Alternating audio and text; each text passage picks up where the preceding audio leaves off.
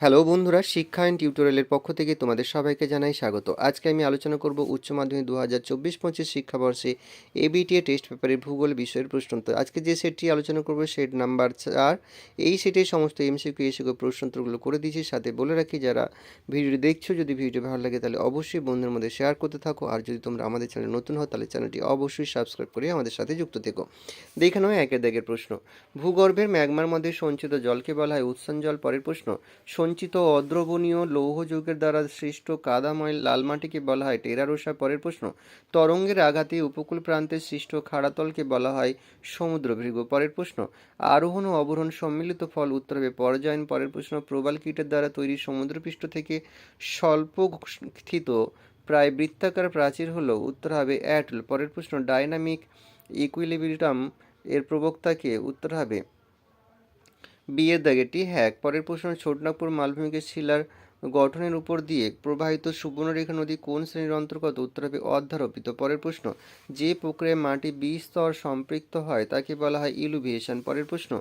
মাটির ইউএসডিএ শ্রেণীবিভাগের প্রবক্তা হলেন উত্তর হবে বোলদুইন। পরের প্রশ্ন।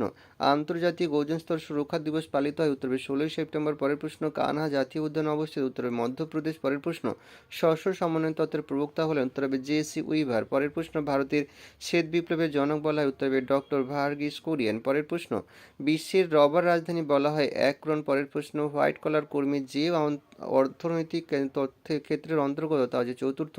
পরের প্রশ্ন। নেক্রোপলিস কথাটির অর্থ হলো উত্তর হবে মৃতের শহর। পরের প্রশ্ন। শিল্প স্থাপনের ন্যূনতম ব্যয় তত্ত্বের প্রতিষ্ঠাতা উত্তর হবে আলফ্রেড ওয়েবার। পরের প্রশ্ন। মিলেট জাতীয় শস্য যে কৃষি প্রধান পদ্ধতির প্রধান ফসল তা হলো শুষ্ক কৃষি। পরের প্রশ্ন। ভারতের একটি ধসপ্রবণ রাজ্য হলো হিমাচল প্রদেশ। পরের প্রশ্ন। ভারতের জীববৈচিত্র্যের একটি হটস্পট হলো উত্তর হবে পশ্চিমঘাট পর্বতের বৃষ্টি অরণ্য। পরের প্রশ্ন আছে পাদ সমতলীকরণ মতবাদটি প্রথম অবতারণা করেন উত্তর হবে এল.সি. কিং। এবারে আমরা এই শিখে প্রশ্ন দেখব। 2-1 প্রশ্ন। অ্যাকুইফার কি? অ্যাকুইফার হলো ছিদ্রযুক্ত শিলা বা ভেদযোগ্য শিলাগুলির একটি ভূগর্ভস্থ স্তর যা মাটিতে ভূগর্ভস্থ জলের স্তর সংরক্ষণ করে এবং ধরে রাখে। পরের প্রশ্ন। পুরোদেশীয় বাঁধ কাকে বলে? স্থলভাগ থেকে বিচ্ছিন্ন উপকূলের সমান্তরালে আংশিক নিমজ্জিত বাঁধ হলো পুরোদেশীয় বাঁধ। পরের প্রশ্ন। মোনাডন কি? স্বাভাবিক ক্ষয়চক্রের বার্ধক্য পর্যায়ে সমপ্রায় ভূমির ওপর অপেক্ষাকৃত কঠিন শিলায় গঠিত বা কম ক্ষয়প্রাপ্ত স্বল্প উচ্চ ঢিবির মতো অবশিষ্ট পাহাড়গুলিকে মোনাডং বলে। পরের প্রশ্ন। নিকবিন্দু বলতে কি বোঝায়? পুনর্যৌবন ঘটলে নদীর দৈর্ঘ্য বরাবর একটি বিন্দুতে ঊর্ধ্ব উপত্যকায় পুরনো মৃদু ঢালের সঙ্গে নিম্ন উপত্যকার নতুন খাড়া ঢালের সংযোগ হয়, একে নিকবিন্দু বলে। পরের প্রশ্ন।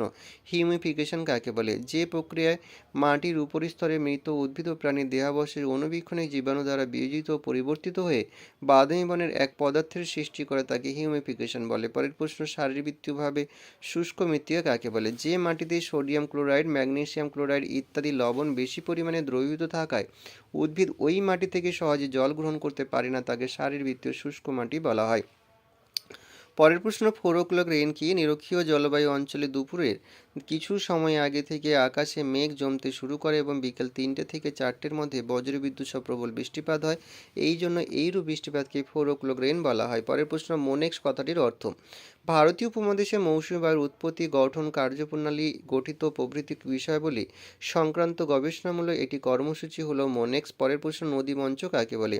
পার্বত্য প্রবাহে নদীর দুই পাশে যেসব সমান বা অসমান ধাপের মতো অল্প বিস্তৃত ভূভাগের সৃষ্টি হয় তাকে বলা হয় নদীমঞ্চ।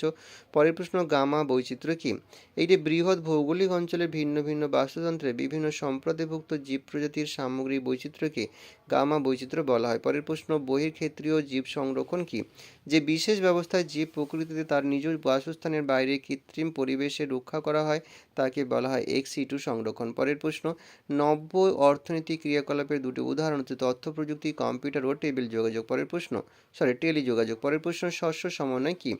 নির্দিষ্ট পরিমাপকের সাহায্যে নির্ণীত কোনো অঞ্চলের মোট কর্ষিত জমিতে এক বা একাধিক শস্যের আদর্শ বা প্রামাণ্য অংশীদারিত্ব শস্য সমন্বয় বলা হয়। পরের প্রশ্ন, ভারতে দুটি চীনাবাদাম উৎপাদন রাজ্যের নাম হচ্ছে গুজরাট ও রাজস্থান। পরের প্রশ্ন, ক্রিটিক্যাল আইসোটোপেন কি?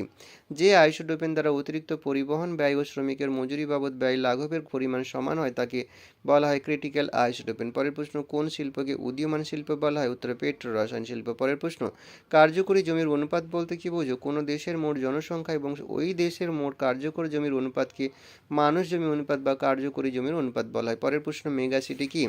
50 লক্ষের বেশি জনসংখ্যা বিশিষ্ট শহরকে মেগাসিটি বলা হয়। অর্থনৈতিক উন্নয়ন বলতে কি বোঝো? দেশের জাতীয় আয় এবং মাথাপিছু আয় বৃদ্ধির সাথে অর্থনৈতিক পরিকাঠামোর উন্নতির ঘটনাকে অর্থনৈতিক উন্নয়ন বলা হয়। এইখানেই শেষ করলাম। সবাই ভালো থেকো, সুস্থ থেকো, পরীক্ষার আগাম শুভেচ্ছা রইল।